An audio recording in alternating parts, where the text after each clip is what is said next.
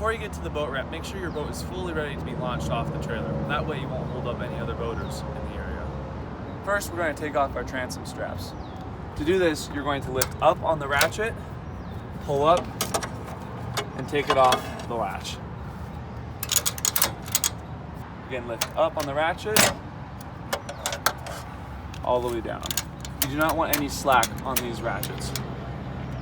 Now that your transom straps are off, we're going to check our plugs. Our first plug we're going to check is our transom plug, which will be right here.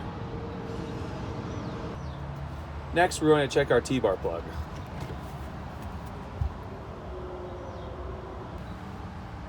Finally, we're going to turn on our battery.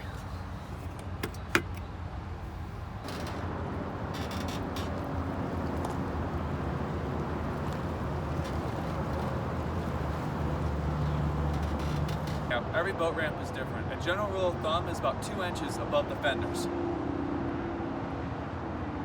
To release the winch, you want to turn the handle clockwise to release the lock. Once the winch is loose, you